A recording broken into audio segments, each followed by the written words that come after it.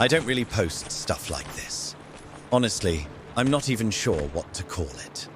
I just need to get it out.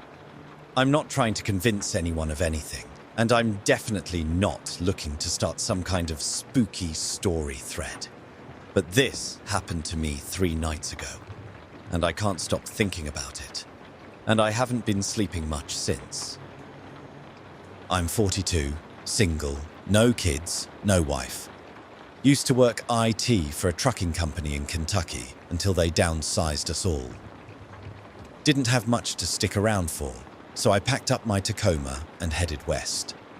Spent the last few months moving from spot to spot, Idaho, Montana, and now northern Washington. Found a cheap studio apartment to stash my stuff, then started tent camping near rivers and lakes, catching what I eat when I can. Hiking out to spots with just enough cell reception to file for unemployment, and check in with my old man once a week. It's peaceful mostly. I feel alive out here in a way I never did back in the real world, and I've been dealing with burnout and anxiety for the better part of the last decade. But in the woods, that weight lifts. Usually. I'd been camped outside of Forks, Washington, near an old logging trail that feeds into the Olympic National Forest.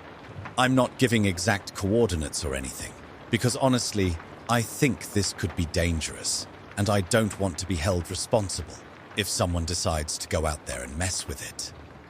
The day started out like any other. It was a foggy morning, temperature in the 50s. The air smelled like wet moss and cedar. I brewed some instant coffee, cleaned my pan in the creek, and headed out to fish around 10 a.m. I spent most of the day waist-deep in a lazy stretch of the Solduke River, throwing spoons for cutthroat. I managed to catch 2 good-sized ones. Around 6 p.m., I hiked back to camp with dinner in my pack and a little sun on my face. Felt damn good. And that was the last time I felt normal. Right after sunset, while cleaning the fish, I got that feeling. You know the one, like being watched, but not from a distance. Close, just outside your periphery. The forest had gone real still. No frogs, no wind, no rustling. I remember the only sound was the hissing of the camp stove and the crackling of fat on the skillet. I told myself it was probably a cougar. I've had standoffs with mountain lions before, and it felt similar. That eerie, predator-close silence. So I kept my Glock on the crate next to me while I ate. Didn't take more than 2 bites before I heard a snap. Loud, deliberate, like a thick branch breaking under weight. Not a deer kind of snap. It was heavier. I stood up, called out if anyone was there. Nothing, no movement, just silence, and that feeling sinking deeper into my gut. I grabbed my Glock off the crate and scanned the tree line with my flashlight. Again, nothing. But when I turned off the light, I swear I saw something. Just the silhouette of movement, in my peripheral vision to the left, large and quick. But when I spun toward it, it was gone. On a normal night in the woods, I sleep very well. But that night, well, I decided I wasn't sleeping. I threw a tarp over the fire to kill the light and stayed up. I crawled into the tent and used the cooler to block the mouth of it, my Glock in hand. Hours passed. I'd nod off, then snap awake at every sound. Around 2:30 a.m., I heard something that really put a fright in me. Breathing. Deep, steady, heavy breathing. Just beyond the circle of trees, too deep for a man.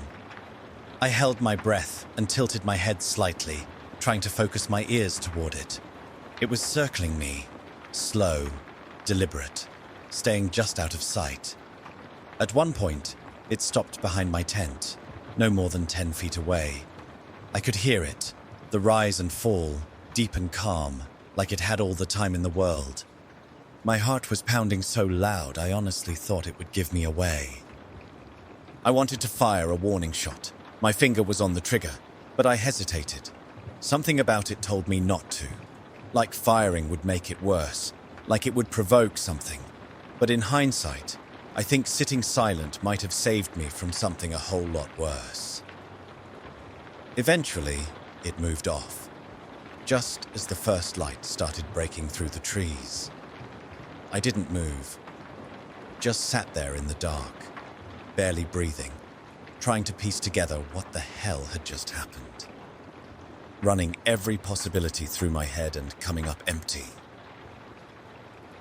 When the sun was finally up, fully in the sky, I made my decision.